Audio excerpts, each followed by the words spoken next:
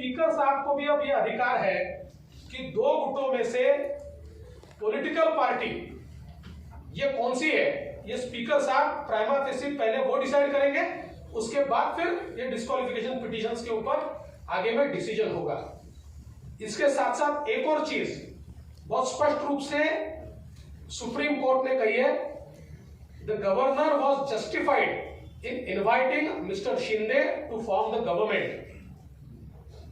इसका मतलब यह है कि सुप्रीम कोर्ट बहुत स्पष्टता से कहता है कि गवर्नर साहब ने शिंदे जी को मुख्यमंत्री पद की शपथ लेने का जो न्योता दिया वो सही है। इसका ही मतलब ये होता है कि शिंदे जी के नेतृत्व में जो सरकार तैयार हुई है वो लेजिटिमेट है, वो कॉन्स्टिट्यूशनल है, और इसलिए हम सुप्रीम कोर्ट का आभार व्यक्त करते हैं।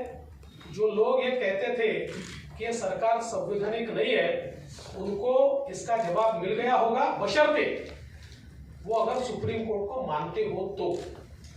क्योंकि कई बार सुप्रीम कोर्ट पर भी वो प्रश्न चिन्ह लगाते हैं, तो अगर देश के संविधान को, सुप्रीम कोर्ट को अगर वो मानते होंगे तो आज उनको इस बात का जवाब पूर्ण तरीके से मिल गया कि श्री एकनाथ शिंदे जी के नेतृत्व की सरकार ही संवैधानिक है, पूरे तरीके से लेजिटिमेट और लीगल सरकार ये है। आज उद्धव ठाकरे जी नीतीश कुमार जी के साथ एक पत्रकार वार्ता साझा कर रहे थे, और उस वार्ता में उन्होंने ये कहा कि मैंने नैतिकता के आधार पर इस्तीफा दिया था। नैतिकता की बात करना उद्धव ठाकरे जी को शोभा नहीं देता, क्योंकि मैं उनको सवाल पूछना चाहता हूं कि बीजेपी के साथ चुनकर आए और मुख्यमंत्री की कुर्सी के लिए कांग्रेस एनसीपी के साथ आप गए, उस समय इस नैतिकता को कौन से डिब्बे में आपने बंद किया था, इसका जवाब आप दीजिए। मूल रूप से उद्धव जी, आपने नैतिकता के आधार पर इस्तीफा नहीं दिया था, आपने डर के कारण इस्तीफा दिया था, क्योंकि आप जानते थे कि आपके लोग आपको छोड़कर चले गए हैं, आप विश्वास मत प्रस्ताव नहीं जीतेंगे, और एक प्रकार से हारने के बाद शर्मसार होना, इसको टालने के लिए आपने इस्तीफा दिया था। इसलिए नैतिकता की बात मत कीजिए। उन्होंने ये भी कहा कि नैतिकता के आधार पर शिंदे जी ने इस्तीफा देना चाहिए।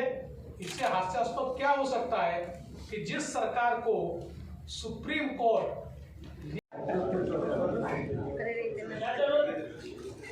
सर्वोच्च न्यायालयाने पूर्णपणे घटनात्मक ठरवलेल्या सरकारच्या पत्रकार परिषदेमध्ये मी आपल्या सर्वांचं स्वागत करतो। सर्वोच्च न्यायालयाने महाराष्ट्राच्या संदर्भात हा जो निकाल दिलेला आहे, या निकालाबद्दल आम्ही पूर्ण समाधान व्यक्त करतो आणि निश्चितपणे लोकशाहीमध्ये लोकशाहीचा आणि लोकमताचा आज पूर्णपणे विजय झालेला आहे, असं या निमित्ताने मी नमूद करू इच्छितो। हा जो काही निकाल आहे त्यातले 4-5 जे महत्त्वाचे मुद्दे आहेत, त्या मुद्द्यांकडे मी आपलं लक्ष वेधू इच्छितो। सर्वात पहिल्यांदा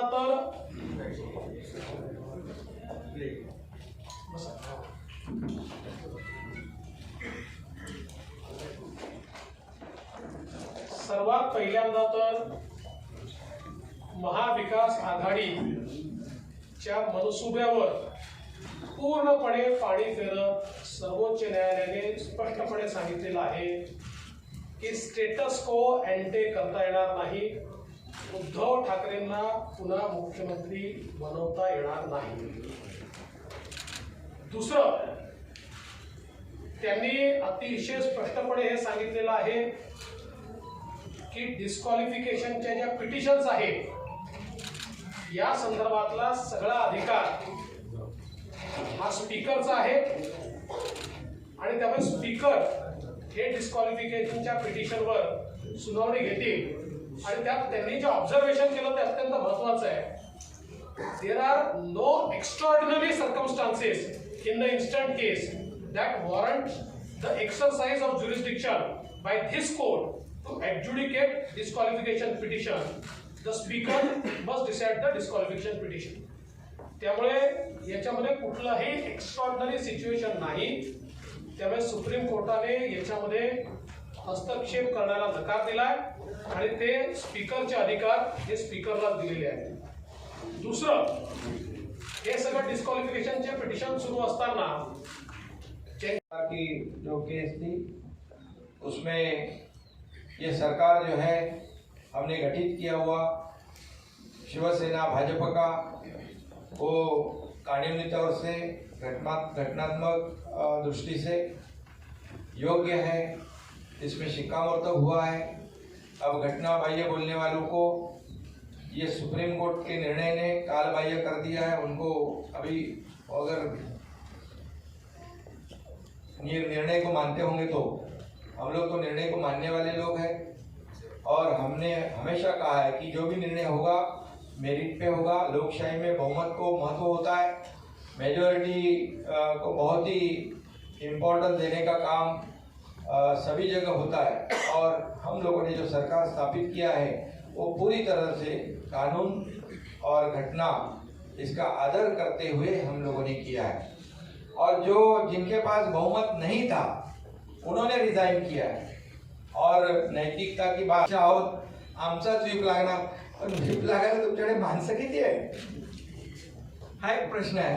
त्यामुळे शेवटी बहुमताचा आदर सुप्रीम कोर्टाने केलाय आणि त्याचबरोबर अध्यक्ष जे आहेत आपले विधानसभेचे ते देखील या सर्व प्रकरणामध्ये मेरिटवर निर्णय घेतील आणि हा निर्णय जो आहे या सरकारला घटनाबाह्य बेकायदेशीर म्हणणाऱ्यांना आजच्या सर्वोच्च न्यायालयाने खरं म्हणजे त्यांच्या बाजूने निकाल दिल्यानंतर ते सगळी ती संस्था त्या सगळ्या गोष्टी चांगल्या असतात, पण निर्णय मेरिटवर दिल्यानंतर मात्र जे काही भाष्य केलं जातं हे देखील आपल्या सगळ्यांना माहीत आहे. आणि म्हणून कोणाची दिशाभूल करण्याचा प्रयत्न देखील यापुढे देखील करतील. परंतु आज सुप्रीम कोर्टाने जे काही पूर्ण बहुमताचं सरकार आणि हे सरकार कायदेशीर घटनात्मक आहे त्याच्यावर शिक्कामोर्तब केलेलं आहे. हे जनतेचं सरकार आहे, जनतेच्या मनातलं सरकार आहे. त्यामुळे मी पुन्हा एकदा आज सर्वोच्च न्यायालयाच्या निर्णयाचं मनापासून या ठिकाणी स्वागत करतो. For the purpose of 10th schedule political party कुठली आहे हे डिसाइड करायचे अधिकार देखील स्पीकरला देण्यात आलेले आहेत. याच्यामधला जी पॅराग्राफ जर आपण वाचला, the speaker would prima facie determine who the political party is for the purpose of adjudicating disqualification petitions under paragraph 2(1) of the 10th schedule where two or more factions claim to be the political party. त्यामुळे याही बाबतीत अतिशय स्पष्टपणे अधिकार हे स्पीकरला देण्यात आलेले आहेत. आणि सगळ्यात महत्त्वाचं, the governor was justified in inviting mister Shinde to form the government असं म्हटल्यामुळे आता हे सरकार पूर्णपणे कायदेशीर, आधी कायदेशीरच होतं, संवैधानिकच होतं. पण काही लोकांना शंका होती. मला असं वाटतं की सर्वोच्च न्यायालयाने त्यांच्या शंकेचं समाधान केलं असावं. अर्थात ते सर्वोच्च न्यायालयाला मानत असतील तर, आम्ही तर मानतो, ते मानत असतील तर त्यांच्या शंकेचं निश्चितपणे समाधान झालं असेल. आज उद्धव ठाकरेजींची पत्रकार परिषद मी बघितली.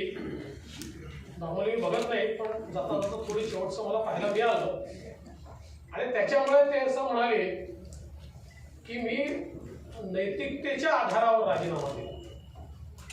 माझा त्यांना सवाल आहे, भारतीय जनता पक्षासोबत निवडून आला, आणि काँग्रेस राष्ट्रवादी सोबत गेला तेव्हा ही नैतिकता कुठल्या डब्यामध्ये बंद केली होती याचं पहिलं उत्तर द्या.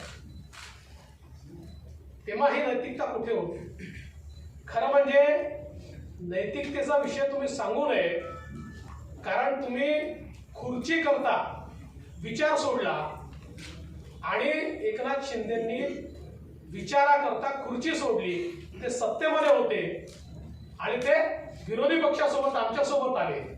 त्यामुळे नैतिकतेचं बोलण्याची कुठलाही अधिकार, नैतिक अधिकार तुम्हाला नाही. उद्धवजी, तुमच्या लक्षात आलं होतं तुमच्याकडे नंबर नाही, तुम्ही हारणार आहात, लोक तुम्हाला सोडून गेले आहेत. त्यामुळे त्या लाजेपोटी आणि त्या भीतीपोटी तुम्ही त्या ठिकाणी राजीनामा दिला. त्यामुळे विनाकारण त्याला नैतिकतेचा मुलामा चढवण्याचा प्रयत्न करू नका. एकनाथ शिंदेनी तो स्पीकर साहब को भी अब ये अधिकार है कि दो गुटों में से पॉलिटिकल पार्टी ये कौन सी है, ये स्पीकर साहब प्राइमा फेसी पहले वो डिसाइड करेंगे, उसके बाद फिर ये डिस्क्वालिफिकेशन पिटीशंस के ऊपर आगे में डिसीजन होगा. इसके साथ साथ एक और चीज बहुत स्पष्ट रूप से सुप्रीम कोर्ट ने कही है, the governor was justified in inviting mister Shinde to form the government. इसका मतलब यह है कि सुप्रीम कोर्ट बहुत स्पष्टता से कहता है कि गवर्नर साहब ने शिंदे जी को मुख्यमंत्री पद की शपथ लेने का जो न्योता दिया वो सही है. इसका ही मतलब ये होता है कि शिंदे जी के नेतृत्व में जो सरकार तैयार हुई है वो लेजिटिमेट है, वो कॉन्स्टिट्यूशनल है. और इसलिए हम सुप्रीम कोर्ट का आभार व्यक्त करते हैं. जो लोग ये कहते थे कि ये सरकार संवैधानिक नहीं है, उनको इसका जवाब मिल गया होगा, बशर्ते वो अगर सुप्रीम कोर्ट को मानते हो तो. क्योंकि कई बार सुप्रीम कोर्ट पर भी वो प्रश्न चिन्ह लगाते हैं. तो अगर देश के संविधान को, सुप्रीम कोर्ट को अगर वो मानते होंगे तो आज उनको इस बात का जवाब पूर्ण तरीके से मिल गया कि श्री एकनाथ शिंदे जी के नेतृत्व की सरकार ही संवैधानिक है, पूरे तरीके से लेजिटिमेट और लीगल सरकार ये है. आज उद्धव ठाकरे जी नीतीश कुमार जी के साथ एक पत्रकार वार्ता साझा कर रहे थे और उस वार्ता में उन्होंने ये कहा कि मैंने नैतिकता के आधार पर इस्तीफा दिया था. नैतिकता की बात करना उद्धव ठाकरे जी को शोभा नहीं देता. क्योंकि मैं उनको सवाल पूछना चाहता हूं कि बीजेपी के साथ चुनकर आए और मुख्यमंत्री की कुर्सी के लिए कांग्रेस एनसीपी के साथ आप गए, उस समय इस नैतिकता को कौन से डिब्बे में आपने बंद किया था, इसका जवाब आप दीजिए. मूल रूप से उद्धव जी, आपने नैतिकता के आधार पर इस्तीफा नहीं दिया था, आपने डर के कारण इस्तीफा दिया था. क्योंकि आप जानते थे कि आपके लोग आपको छोड़कर चले गए हैं, आप विश्वास मत प्रस्ताव नहीं जीतेंगे और एक प्रकार से हारने के बाद शर्मसार होना, इसको टालने के लिए आपने इस्तीफा दिया था. इसलिए नैतिकता की बात मत कीजिए. उन्होंने ये भी कहा कि नैतिकता के आधार पर शिंदे जी ने इस्तीफा देना चाहिए. इससे हास्यास्पद क्या हो सकता है कि जिस सरकार को supreme court, Uddhav Thackeray group के अन्य विधायकों ने फैसले के बाद आपसे संपर्क किया है आपके साथ जुड़ने के लिए? अरे भैया, अभी तो फैसला अभी हुआ है ना, और अभी संपर्क तो अभी उसके ऊपर अभी मैं भाषण नहीं करना चाहता हूँ.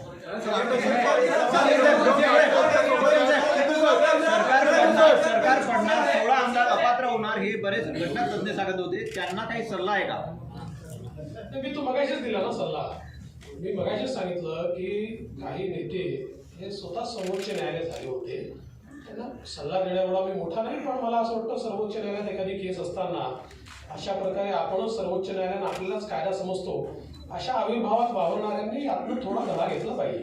आज हे होतं ना, सुप्रीम कोर्टाचा निकाल म्हणजे सुरू व्हायच्या आधी सुरू होता ना काही लोकांचा, आम्ही बघत होतो. पण त्यांच्यावर काही परिणाम होईल असं मला वाटत नाही.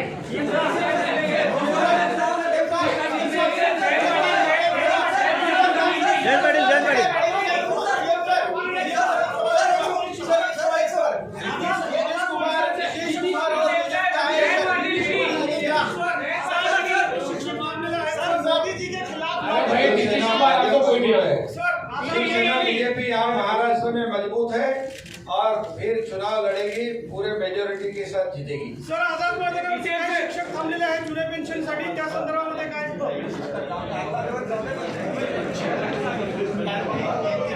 त्या भीतीपोटी तुम्ही त्या ठिकाणी राजीनामा दिला, त्यामुळे विनाकारण त्याला नैतिकतेचा मुलामा चढवण्याचा प्रयत्न करू नका।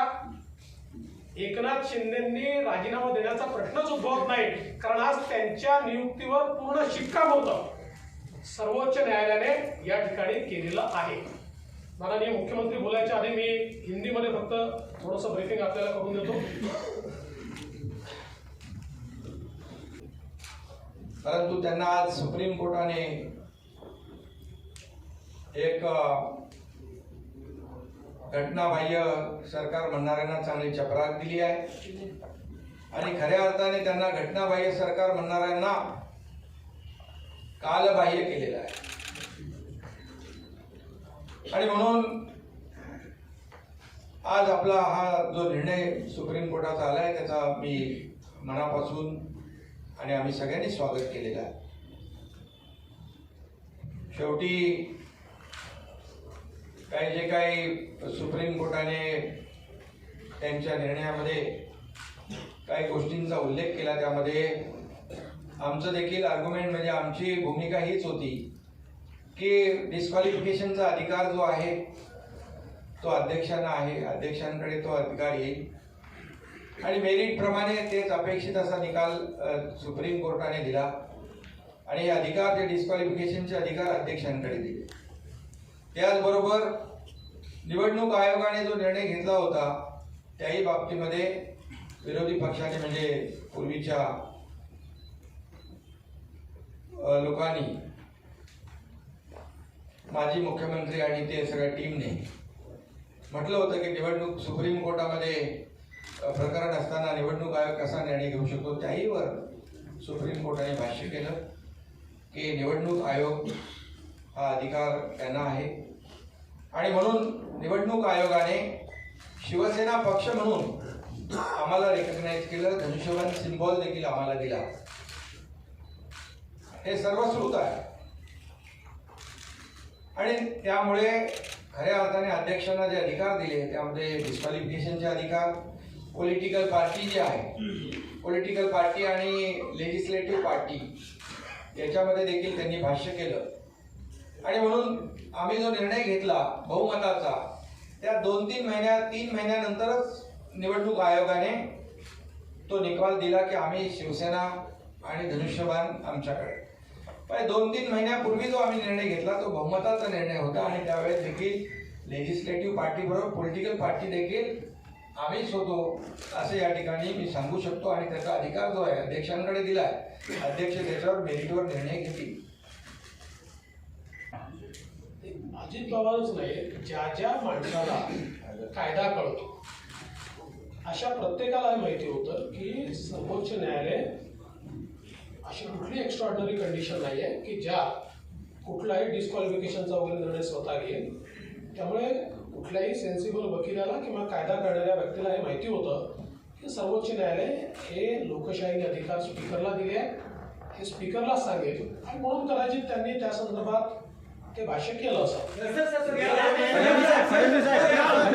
क्योंकि इलेक्शन कमीशन ने हमने जो उनके सामने मांग की थी उस मांग के आधार पर शिंदे जी की याचिका को मान्य करते हुए पॉलिटिकल पार्टी उनको किया है और अब इसका फैसला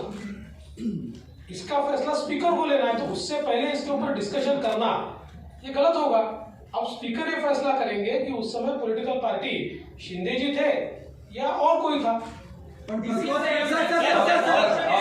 उसमें मैं थोड़ा ऐड करना चाहता हूँ कि जब भी हम लोगों ने ये डिसीजन लिया सरकार बनाने का, उसके बाद 3 महीने के बाद चुनाव आयोग ने तो हमारे को पॉलिटिकल पार्टी का दर्जा दे दिया था। एक चीज और मैं कहना चाहता हूँ, आपसे हाथ जोड़कर निवेदन करता हूँ कि सुप्रीम कोर्ट के फैसले से पहले कई नेता और चंद पत्रकार ये सुप्रीम कोर्ट बन गए थे और उन्होंने कई फैसले सुना दिए थे।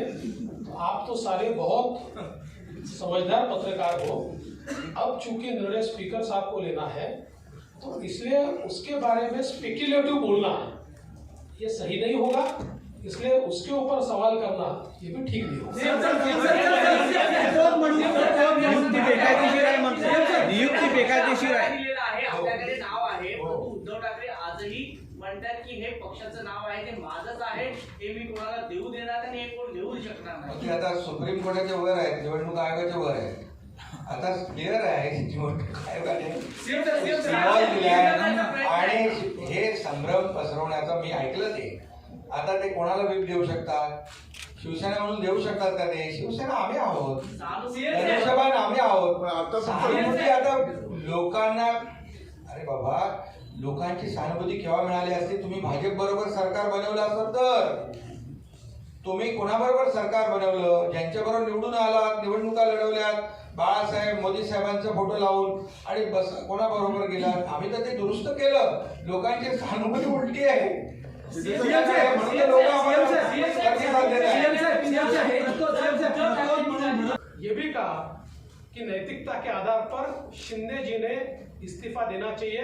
इससे हास्यास्पद क्या हो सकता है कि जिस सरकार को सुप्रीम कोर्ट लीगल लेजिटिमेट और कॉन्स्टिट्यूशनल ठहराता है, उस सरकार के मुखिया से वो इस्तीफा मांगते हैं। मुझे ऐसा लगता है कि उन्होंने जरूर इस निर्णय का अभ्यास करना चाहिए और उसके बाद इस प्रकार की बात कहनी चाहिए। मैं माननीय मुख्यमंत्री जी से निवेदन करता हूं कि मुख्यमंत्री जेव्हा परिस्थिती निर्माण झाली त्याप्रमाणे तो निर्णय घेतला. बरं, आता एक मी आता सुप्रीम कोर्टाच्या किंवा राज्यपालांच्या भूमिकेवर बोलू इच्छित नाही. परिस्थितीनुसार राज्यपालांनी निर्णय घेतला. त्यावेळेस जर समजा फ्लोर टेस्ट झाली असती आणि पराभव झाला असता, मग राज्यपालांचा निर्णय योग्य होता असं म्हटलं असतं.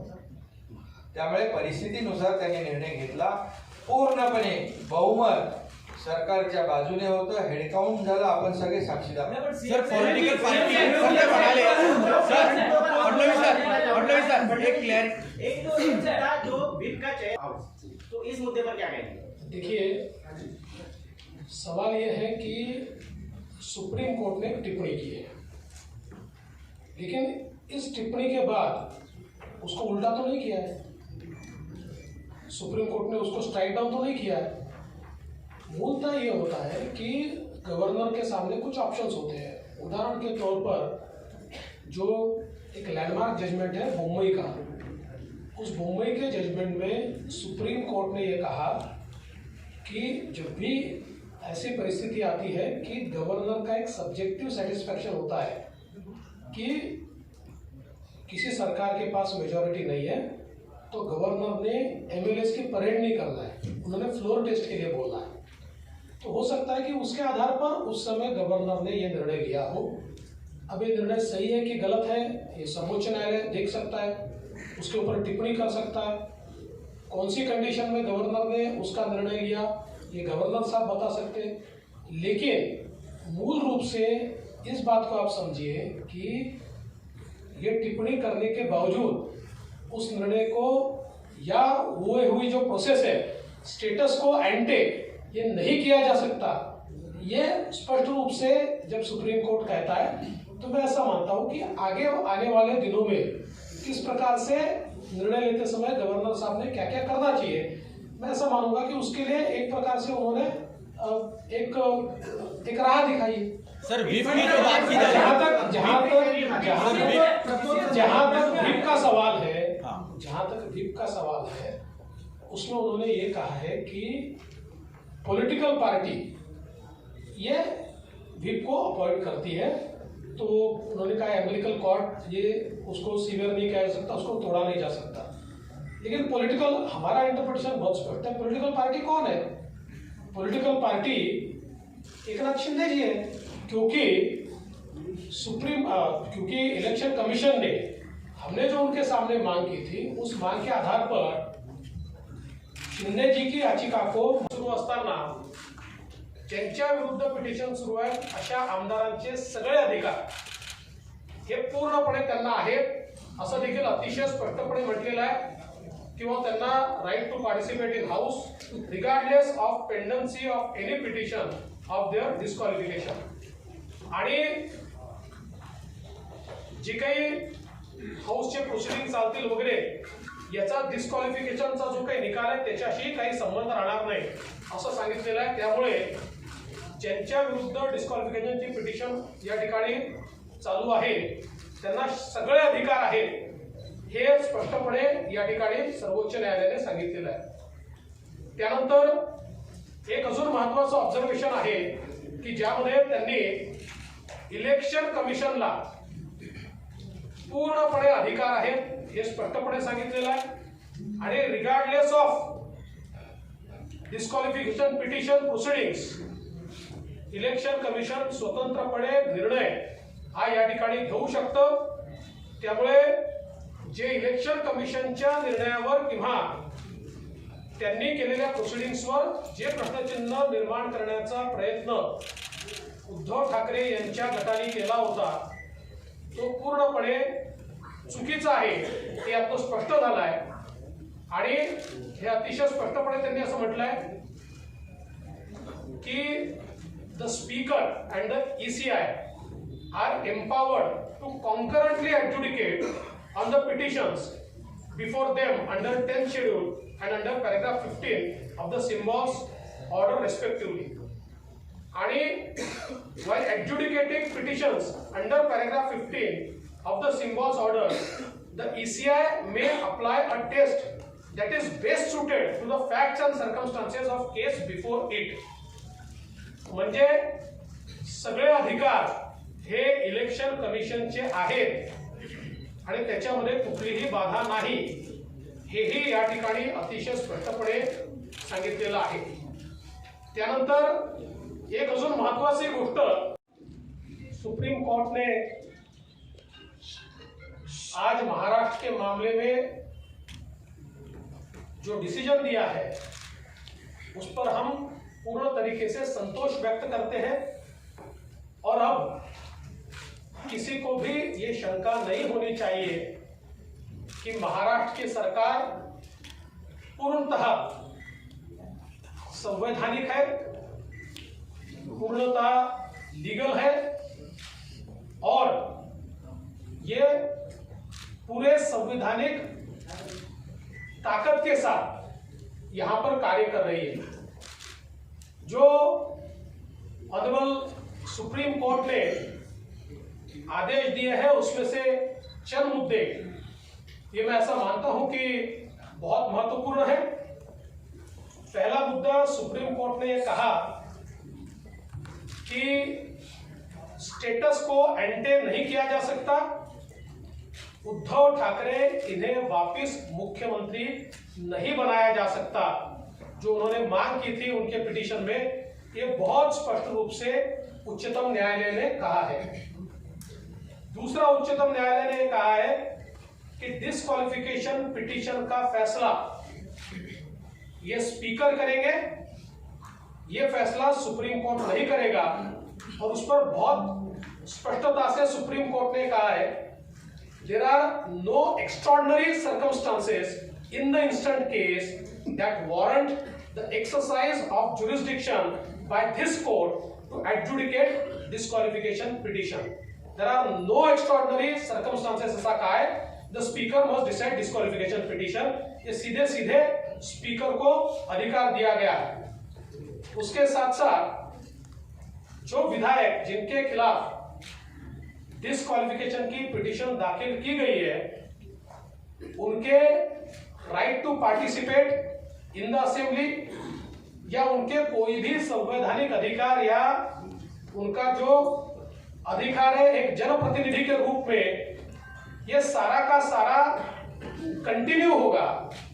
इसमें डिस्क्वालिफिकेशन पिटीशन से कोई बाधा नहीं आएगी, ऐसा भी बहुत स्पष्ट रूप से इस ऑर्डर में कहा गया है।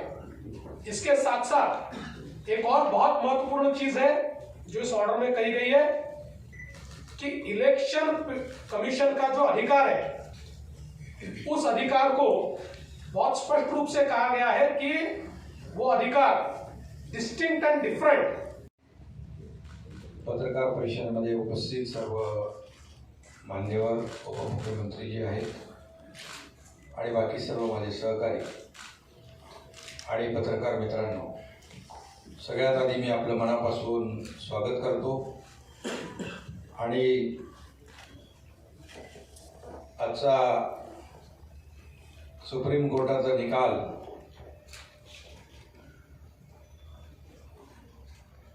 आपल्या लोकशाहीमध्ये अपेक्षित असलेला निकाल लागल्याबद्दल मी आमच्या सगळ्यांना शुभेच्छा मलाही दिल्यात, पण तुम्हालाही देतो शुभेच्छा सगळ्यांना. खरं म्हणजे अखेर सत्याचा विजय झाला आणि सुप्रीम कोर्टामध्ये आज आपण आलेला निकाल देखील पाहिला. त्याच्यामध्ये काही कायदेशीर आणि टेक्निकल बाबींचा उल्लेख आदरणीय देवेंद्रजींनी या ठिकाणी आपल्यासमोर केलेला आहे. खरं म्हणजे आज आपण जर पाहिलं तर मी जेव्हा आपण मला विचारत होता त्यावेळेस मी सांगत होतो की लोकशाहीमध्ये बहुमताला महत्त्व आहे आणि या देशामध्ये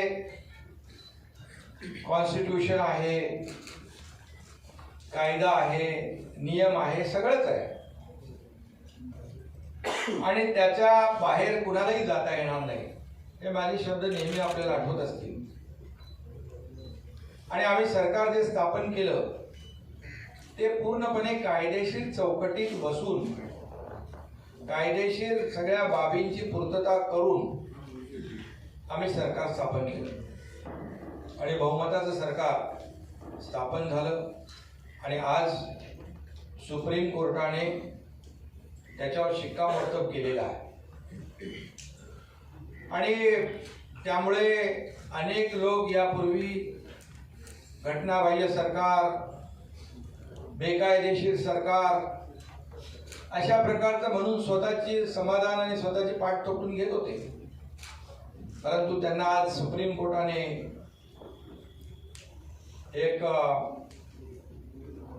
घटनाबाह्य सरकार म्हणणाऱ्यांना चांगली चपराक दिली आहे आणि खऱ्या अर्थाने त्यांना घटनाबाह्य सरकार म्हणणाऱ्यांना कालबाह्य केलेलं आहे.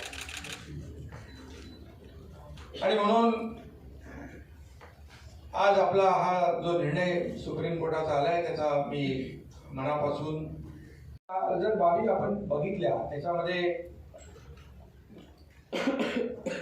माजी मुख्यमंत्र्यांनी राजीनामा दिला. नैतिकतेच्या आधारावर आता देवेंद्रजी म्हणाले त्यांना माहित होतं त्यांच्याकडे बहुमत नाहीये, अल्पमतामध्ये आलेलं सरकार आहे आणि राज्यपालांनी देखील त्यावेळेस त्याचं काय इतर राज्याचं मी उदाहरण आपलं इकडचं पण झालं त्या मुंबईचं आणि त्यावर मी बोलू इच्छित नाही. पण जेव्हा राज्यामध्ये जेव्हा परिस्थिती निर्माण होते आणि राज्यपालांनाच काय तुम्हाला सगळ्यांना माहित होतं त्यावेळेस सरकार अल्पमतात आलंय. शेवटी सरकारचा गाडा कारभार चालला पाहिजे. त्यामुळे त्यांनी त्यांच्या अधिकारामध्ये तेव्हा निर्णय घेतला आणि आम्ही सरकार जे स्थापन केलं पूर्णपणे कायदेशीर घटनात्मक बाबींची काळजी घेऊन केलंय. पूर्णपणे त्याच्यामध्ये हेड काउंट झाला, ते सगळे तुम्ही साक्षीदार आहात.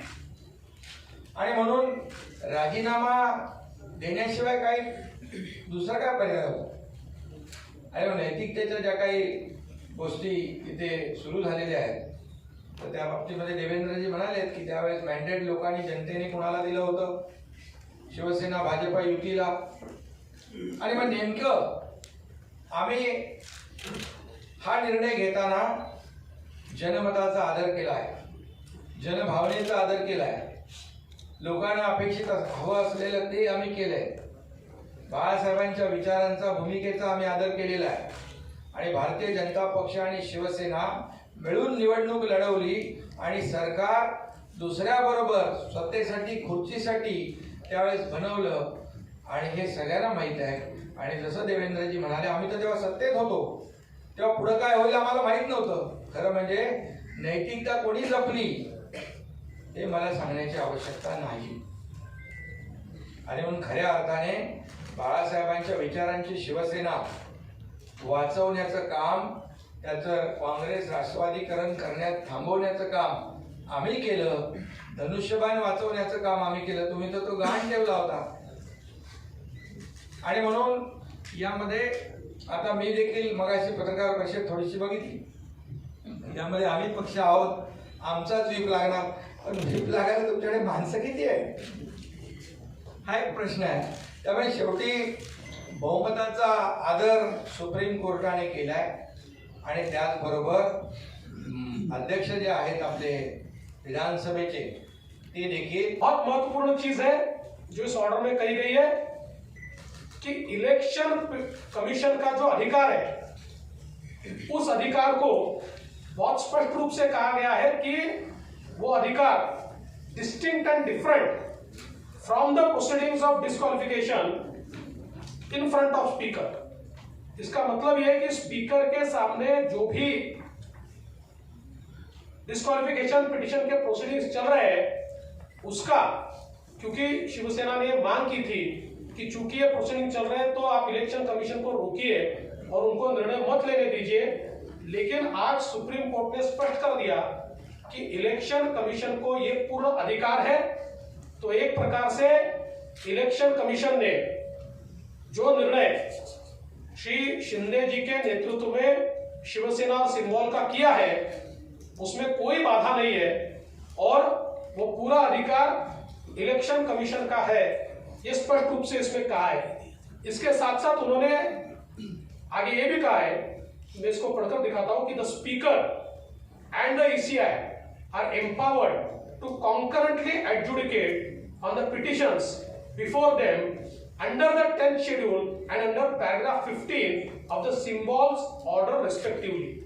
While adjudicating petitions under paragraph 15 of the symbols order, the ECI may apply a test that is best suited to the fact and circumstances of the case before it.